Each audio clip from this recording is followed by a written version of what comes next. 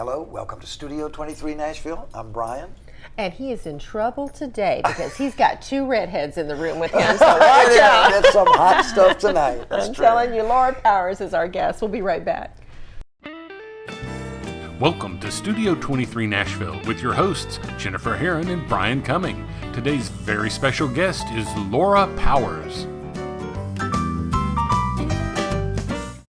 Well, welcome to Studio 23 Nashville. Bryan and myself are so honored to have this lady here with us. Of course, when you first mentioned her name, I'm like, Laura Powers. Oh, let me find out what she's up to. And I Googled her. And you know what turned up, Laura? I do, actually. I think it's the babysitter for The Simpsons was Laura Powers. So, yeah. Yes, Kind of it's their neighbor. Yes. Yes. And was it their neighbor? Okay. A celebrity psychic? Okay, yes, a celebrity psychic. Yeah. And I think there's a woman bodybuilder and jewelers and stuff. But at least there's nobody that I know of that's like in prison or anything. So Yeah. So, but this is Laura Powers Music, so check her out. Yes, LauraPowers.com is your website, so we can find you easy enough there. Yeah. I'm glad you introduced her to us. Some beautiful music. Yes, I'm glad you approve. I knew you would. I have been working with Laura for many years in the studio. I came to know her as a very prolific songwriter, and then I discovered that she's also a painter. And I saw a bunch of her paintings on the wall at the Bluebird Cafe because she did a series of portraits of songwriters. Well, tell us a little bit about how painting and music and some of this stuff came to be in your life. Well, thanks, Bryan. I've painted pretty much since I was 7. We were lucky enough to live in Paris. My dad was in the military. And so my sister and Mom said, you gave up horseback riding, you just wanted to paint. So I was 7 and 10, and we would trundle off with the adult class and, on location like they did in France, and we'd draw and go back to the studio. So that was my love. I mean, really, when I first smelled oil paints, I'm like, that's what I want to do. Yeah.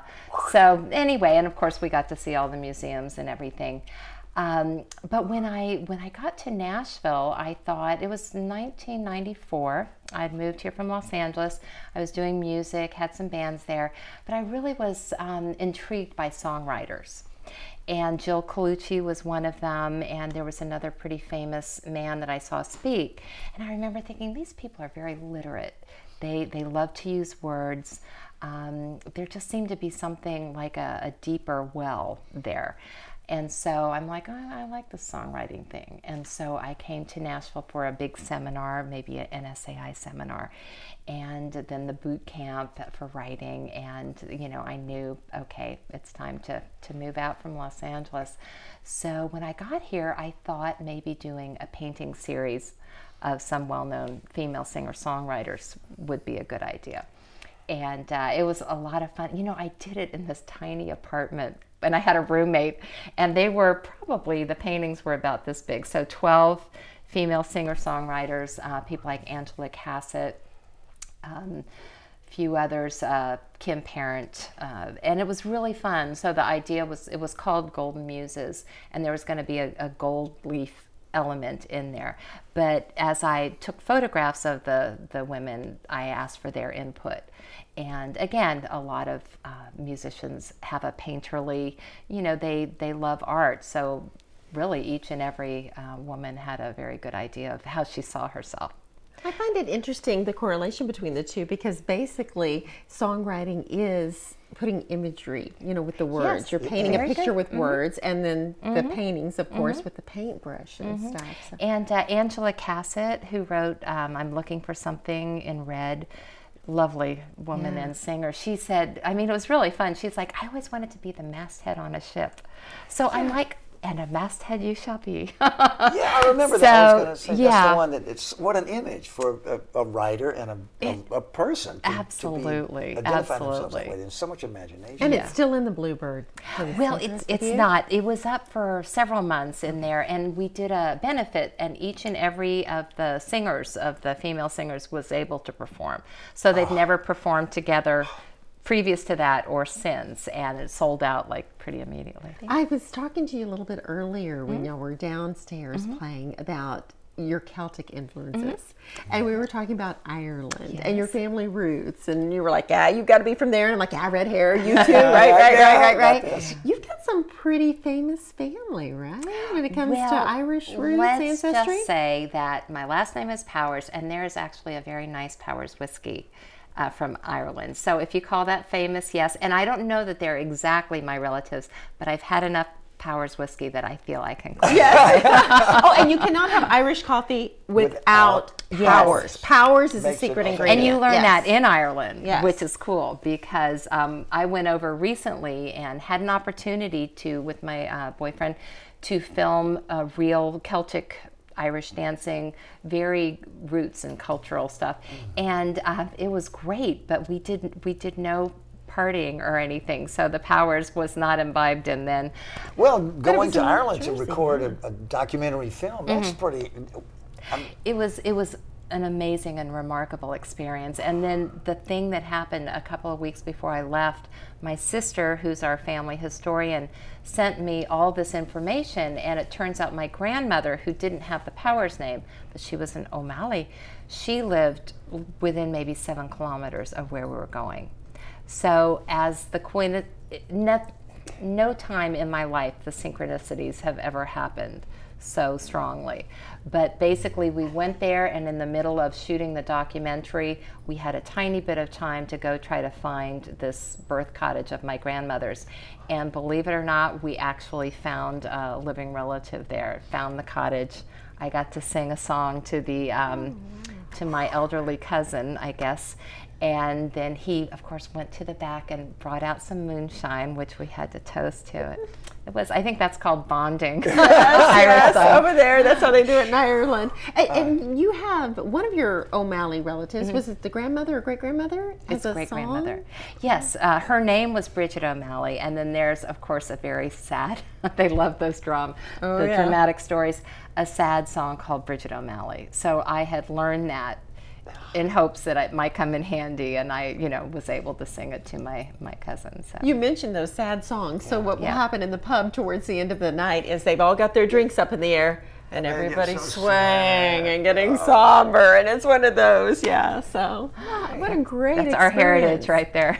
Will we be able to see the documentary? Are you still piecing that together? We're still piecing it together. So I think there's going to be a part that is mostly about the storytellers, and it's in Celtic, which is, not something that most English speakers can understand, but it's really to capture a little bit of the real roots of what the Irish culture is all about. So I feel honored to have been a tiny part of that. So the parts that are in Celtic, you'll have subtitles in English, I guess? Well, eventually, and it's not that hard to do. I mean, it can be done. Yeah. But I think they're going to use some of that footage. They're doing a museum for the immigration in Connemara, which is where we filmed it. And so they're going to be using some of our footage to show, the traditional Irish music and poetry and dancing. So I'm pretty excited about that. It was really... Where do you capture the dancing? Is that in the pubs as well? Yes, indeed, it's in the pub. And we have a wonderful crew here helping us today. Hi, guys.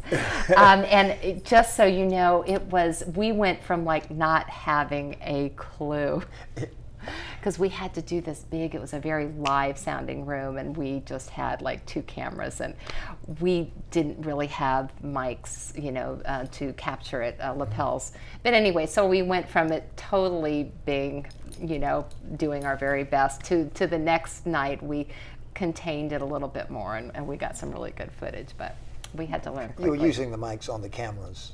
We were. The second night we had another technique, but it was definitely run and gun and learn as you go. So what is the setting for dancing in a pub? I mean, do people... A nice live wooden floor, or in this case the tiles were these wonderful kind of cobblestone tiles. So we can make some noise, right? Yeah, exactly. And the lady had on kind of what we would call tap dancing shoes. I don't think there was metal on them. And then at the end, boy, they all got up and danced in a big circle, and it was great. But for the real dancing, where they want the tap to happen, they have kind of the I guess they would be leather shoes with a small heel. And with a live band, or... Interesting. Yes, Were they- yes, I'm thinking. A fiddle, I guess? Yes, Yeah. fiddle and accordion. That's big Oh. there.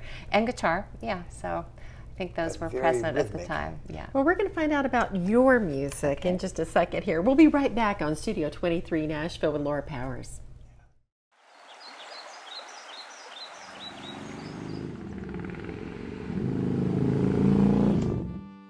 Hickman County, Tennessee.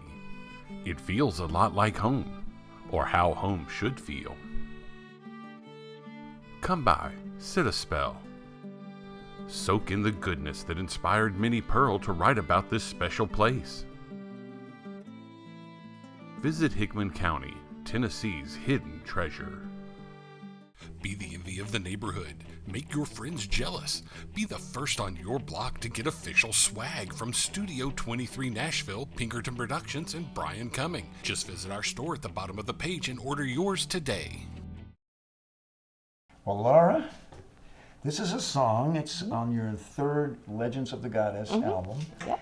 And it's not necessarily a Celtic song. Not really. Actually, it's more. I usually have a few that are a little more universal. I would say this is probably one of them. It sounds like a pop song in a way, you know. Well, when I heard your very spare version that you showed to me, I thought, you know, the acoustic guitar up high, maybe there's room for something low with an electric guitar. And it's a very good call, really. I was like, oh yeah, that's right. Because in the record, it's kind of chimey and high string, but that's what I'm doing with the capable. Okay, well, I hope you enjoy the kind of Americana version. Here we go with Loved You Forever. All right.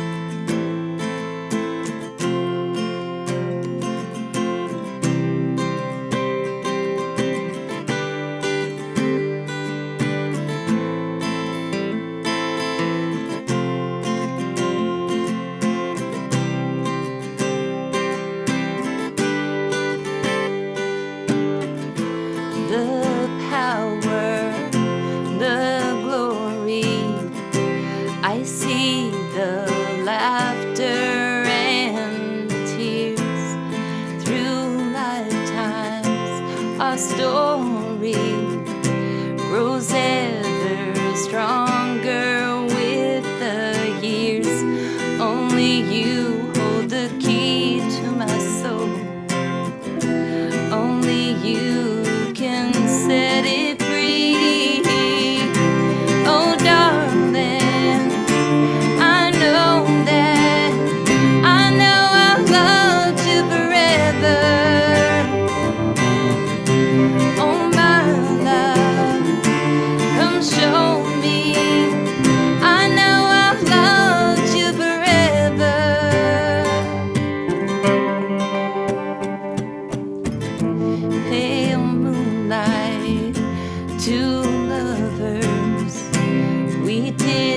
Disappear into the night.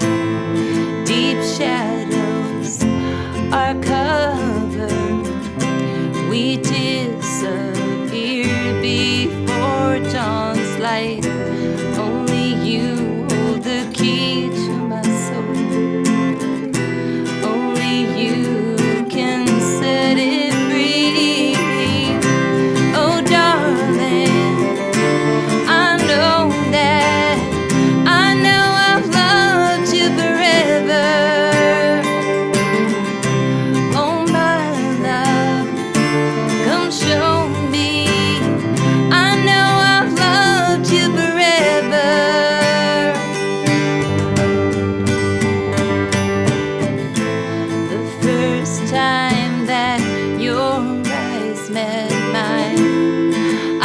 our souls had been entwined. I waited so long just to see the one who's always filled my dreams.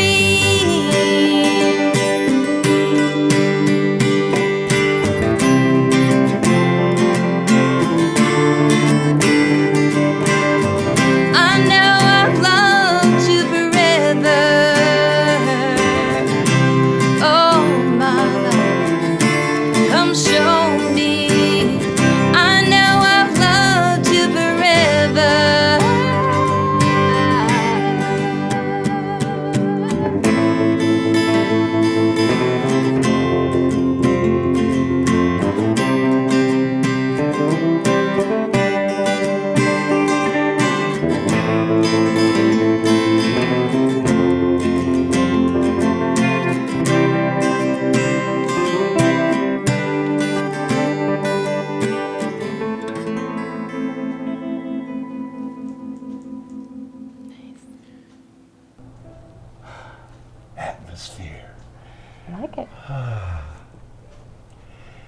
Well, did you ever think of yourself as a kind of a Celtic artist? I know the material on that Legend series was kind of aimed at an audience that would appreciate that. Yeah. You know what it really is, Brian, is a couple of things. One is at that time I was looking at, being an older woman doing music, and I noticed that Enya happily sold millions of records and she never toured. I thought, But she's very, and wonderful, of course, she totally kind of invented that super amazing genre, but it's very airy. Yeah. And as a songwriter with songwriting roots, I thought, what if there was a little bit more earth and air in there? So that's really what got me started on the Celtic music. And it's like a rich tapestry, and it just seems like you pull ideas down through that tapestry. And so far, I just haven't run out of ideas. It hasn't run its course yet. So, well, I know Enya was a very successful artist. Was there a chart? There wasn't a Celtic chart per se. Was it New Age or something where she did well? Or, I know she was probably she would have been considered Celtic New Age, but yes, the New Age charts. She would have topped that with the occasional song like in a movie, so that would top the pop charts and things like that. But I think because people really do value the relaxation and the esoteric, music that she has, that a lot of people have a Enya record tucked in there somewhere. So she was kind of a way shower of what could be done. Yeah. Well, I sure like what you do. Laura, we've got a history. You were bringing lots of songs into my studio, and we did lots of things. We sure did. I'm kind of curious how the Celtic idiom was part of, you kind of discovered that, but you were also writing for the Nashville marketplace. And it was, you had a publisher from New York, and he was encouraging you to... He was more open to pop things, and he signed 5 writers. I was the only female. And they were not traditional country writers, really. I think we all wrote a few songs here and there that were more traditional, but that was kind of nice. And when I had the idea to do what I would call Celtic infused music, so often the female voices are very high, and it's wonderful, but I don't really have that kind of a voice. And I thought, well, what if I brought an earthier element to the air, and then the songwriting? And though, throughout the many years that I've been selling my CDs, it's been kind of in a new age market, and they don't really write songs. It's instrumental all the time. So I wanted to bring a songwriting element to it. I'm like, gosh, why not write a great song with some of this? So I think that's what gave me the idea. And like I mentioned before, I was inspired by Enya. The fact that she was, in her 40s and not touring and being very successful there, I thought, well, maybe there's something I can do here. And it's kind of interesting. To me, the kind of Arthurian legends is such a myth, and it's such a rich area. So I liken it to like a tapestry, like above my head, of all these rich blues and golds, and even the language. And so even when I write something that's more of a personal song, it's like I'm reaching up and pulling it through this tapestry. And so even some of the songs that are a little more universal of my albums, like I've Loved You Forever, which is one of them, it just seems to get a little bit of that imagery, a little bit of the magic dust from the tapestry, if you will. And then, the band used to say that if you say the congregation gathered by the river, it just evokes a whole thing rather than saying the crowd came out to the sidewalk, and you can just in a moment see how important that is. So I kind of look for imagery that is maybe a little bit more Old English or just more evocative. It's fun. Very nice.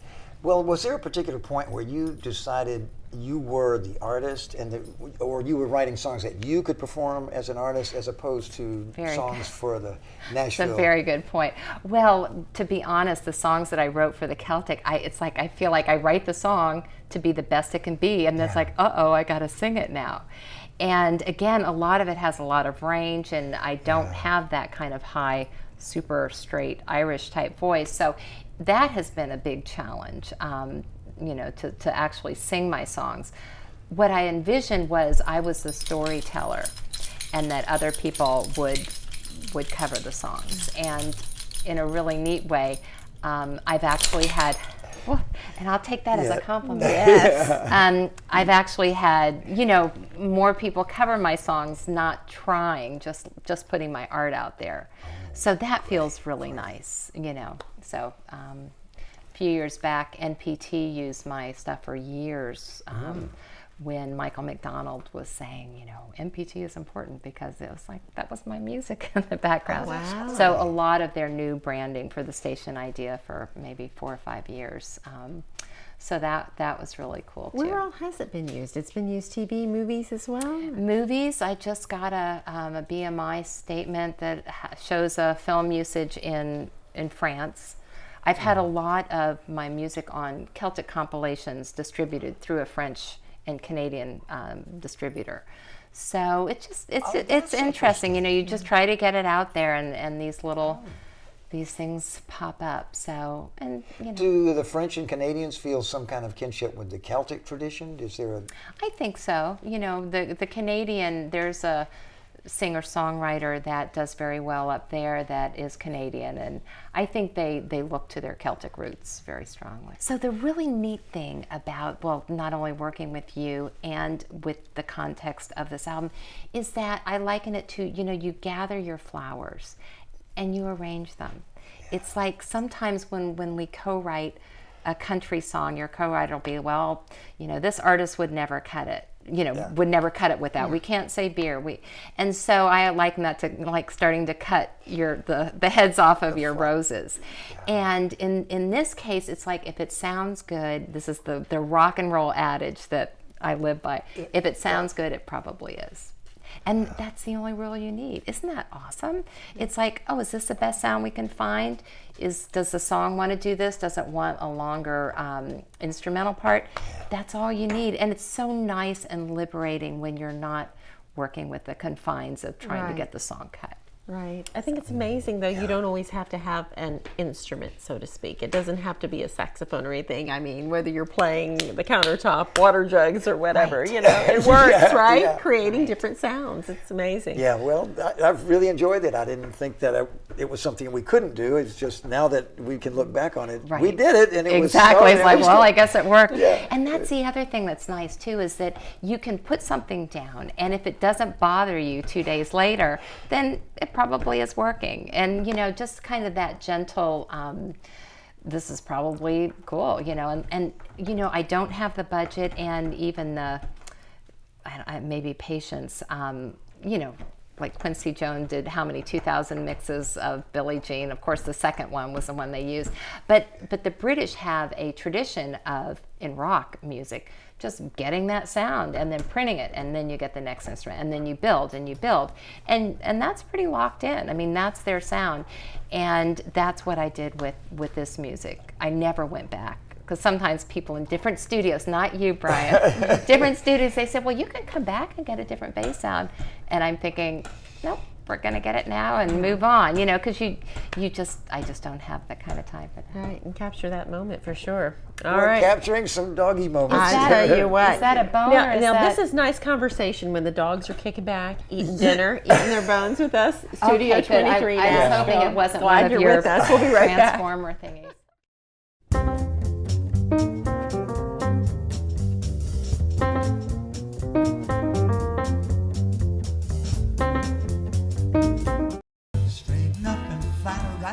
Now available, Come Out Swingin', the new CD by the Bryan Cumming Jazz Quartet.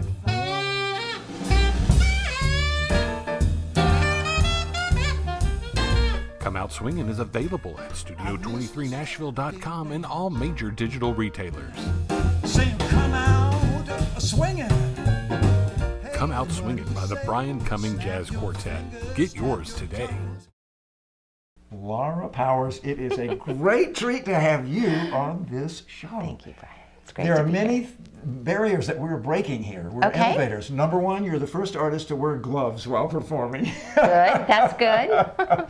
And number two, this is the first time I've done a song that I co-wrote, and it's because you great. and I wrote this together. We did. I'm very happy about that. No, that's great. Love it. And you know, the song, we did it around 1998 or something. I Okay. can't remember the exact date, but I know I did find it because I had forgotten about it. Mm-hmm. Frankly, it was tricky to play. It's tricky to play. We should say in Nashville, it's got over 4 chords, so you may want to fasten your seatbelts at home. You may want to fasten your seatbelt. Well, anyway, I'm very happy that we wrote this song. As you may know, I did a swing album, and I got to record this song, Fabulous, and yeah. I'm very happy about it. And then when you agreed to do it on the show, that meant I had to go back to school, find out how to play it in your key. So we both know that we have worked hard to reach this moment There we go. where you get to put on the gloves and we get to do A Piece of the Sky. And thank you again for co-writing that song. Are you ready? What's a good sultry tempo? 1, 2, 3, 4.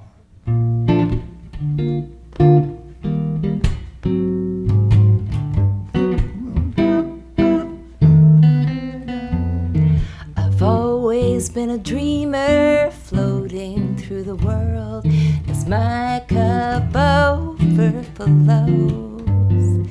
It's truly astounding, the beauty around me, yes, I'm the one smelling the rose. I've never understood the 9-to-5 world where no daydreaming's allowed.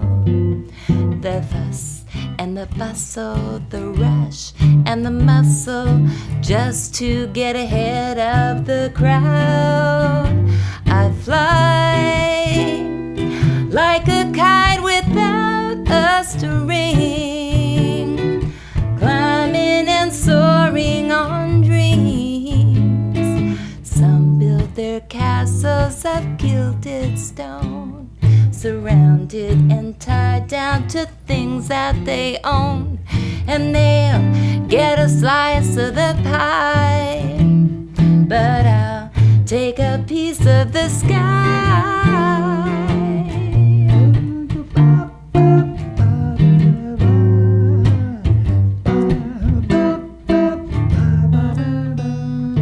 But you'll never reach me by letter or card. My zip code is a wide open blue. Come on, if you're willing, this flight is so thrilling. I'd love to show you this view. I fly like a kite without a string, climbing and soaring on dreams. Some build their castle of gilded stone, surrounded and tied down to things that they own, and they'll get a slice of the pie, but I'll take a piece of the sky.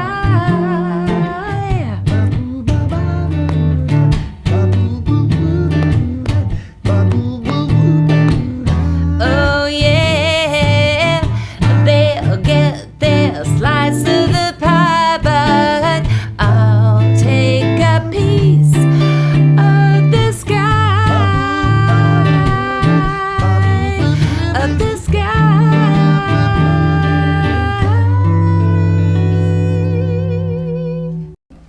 Woo! So worthy of the gloves. Thank you. I love that. I love it. I hope we get to take that to a nice cabaret stage someplace. someday, where you can wear a sometime. sparkling gown. You could get up on the piano. And Yes. I love it. I love it. Including this. Look at this. She has This is the first everything time. on Michael Jackson. Forget that. What was it? Glitter gloves or whatever he had. Oh, Yeah. this is great. What a touch. So tell us about the LA Party Dolls. Well, you know, I've started a few things in my life, and they've just kept chugging along. So I have a band out of Los Angeles called the Los Angeles Party Dolls, the LA Party Dolls, and it's been some of the most fun I've ever done performing in my life. So these gloves are actual part of my costume, my blue sequin costume. And we do everything from, Dusty Springfield to the Ronettes to little Connie Francis and the Supremes, of course. And I've been singing with these two other gals for over 24 years now. And what does your hair amazing. look like? I have a tall black beehive. Oh, yeah. It's a great petticoat that works, right? Yeah, we have poodle skirts, and then we have more of a Supremes look. And so you're kind of choreographed? And yeah, everything is, stop in the name of love. Oh, that is great. It's but really there's fun. no Barry Gordy over you that telling you have to do it. No, there isn't, and maybe that's why we've had so much fun. The girls are great, and we've played in Vegas and Reno and done a lot of corporate stuff. And then we've sung the national anthem for the Lakers. Wow. Oh my And God, then just the girls out at Yeah, just there out on the floor. And then Did you get to meet Jack Nicholson? I didn't. It was like the week after, was it Magic Johnson out in LA? Oh. It was the week after he retired or had to leave, I think, with health problems. So it was kind of somber. We added hopefully a little fun to it. And then we went up to the box, the fancy, not the president's box, box, yeah. but where we would normally be allowed to go, and just like partied suite with the like catering, Sean yeah. Cassidy, and we had the Oh my whole room gosh. because we still had our costumes. Oh, that's We had And I everybody love that she singing knows all who that. Sean Cassidy is. Yes. It's just the greatest. It was a lot of fun. Yeah. So you got to indulge your affection for that material. Yes, Yeah. absolutely. I So- mean, what great harmonies. And so it is interesting that really harmonies way back in the day, singing with my family in the car. And I can remember the moment we were singing Home on the Range. I was the youngest, and my mom threw in a harmony. And I was probably about 4, and I'm like, what's that? And she said, oh, that's a harmony, honey. You'll be singing like that. You'll be singing it soon. And I just remember, like, I want to do that. You know how these moments in life are just clear as a bell?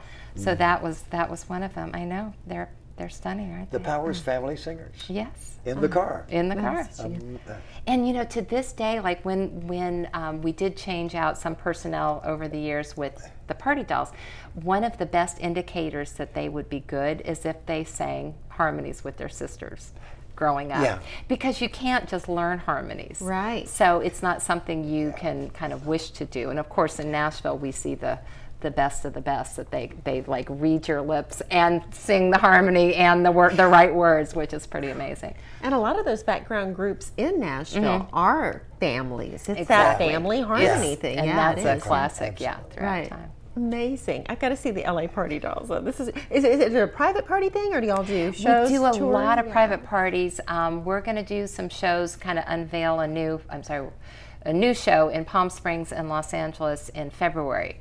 But we're now going to tracks, which of course never would have been done and we have our band. We'd love to work with them more, but we thought it would make us a little bit more mobile, and we'll have a screen of fun movies and sing-alongs with Gilligan's Island and all sorts of kind of wacky stuff. So when you do a show in Palm Springs, is that for several nights, a week? This will be because we're kind of getting our feet wet with the new show. We're going to rehearse, do a show there, and then the next night do one in Los Angeles, and maybe pick up a couple more dates when we're out there. Do you book the band?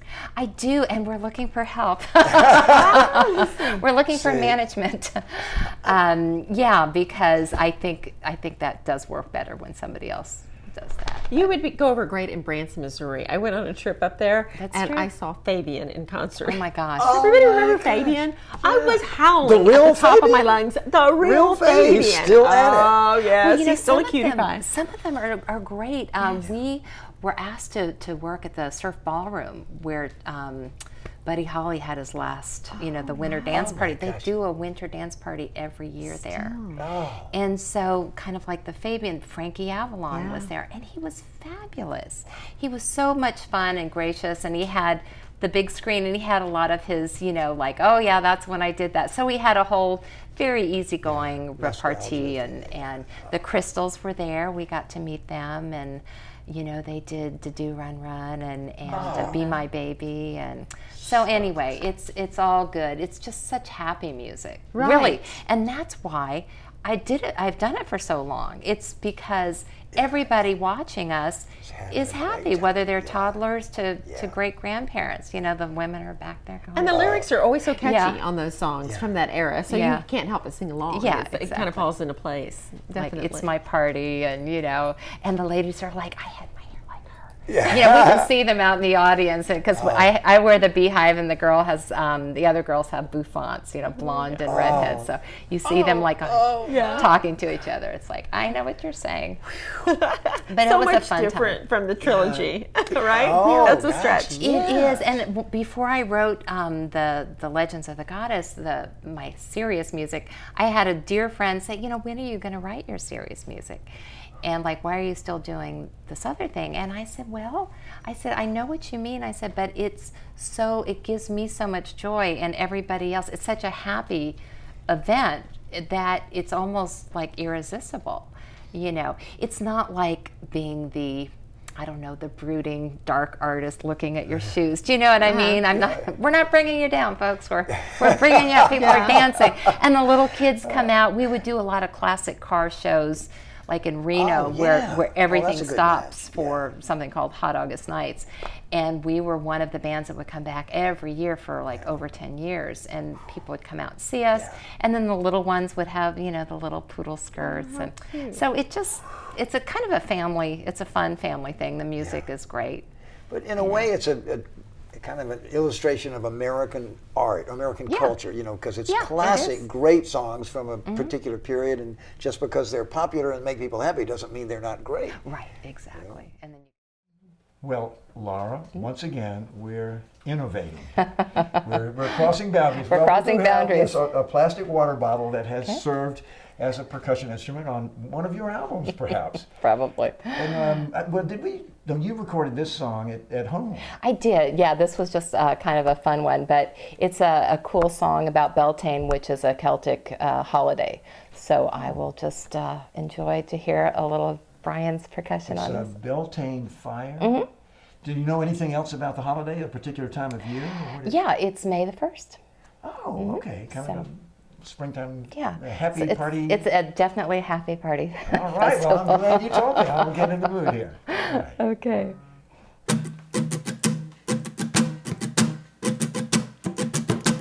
Oh, the fire of Beltane night, high, high the firelight, and my love, I'll meet you there, the turn of May, the sweet night air. Oh, oh, the spell, the magic strewn, the lover's kiss beneath the moon. And I know my heart's desire will reflect in the Beltane fire. Oh,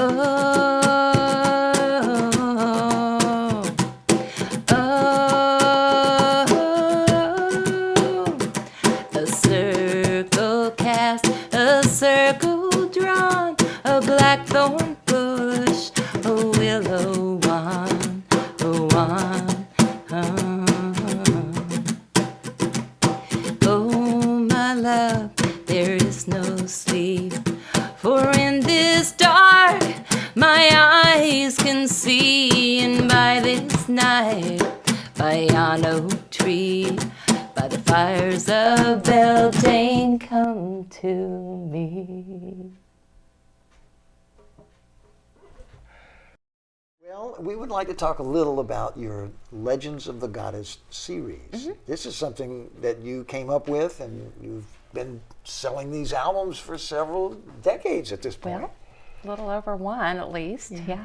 Okay, well, tell us how that started and how you perform the music, or you do tour with it sometimes? A little bit. Occasionally I'll be asked to, go to Milwaukee or Ohio. I think I've done a few concerts there, but then I have to figure out music to play because really it's pretty highly produced, which is fun, and that's what I've done with you, Bryan.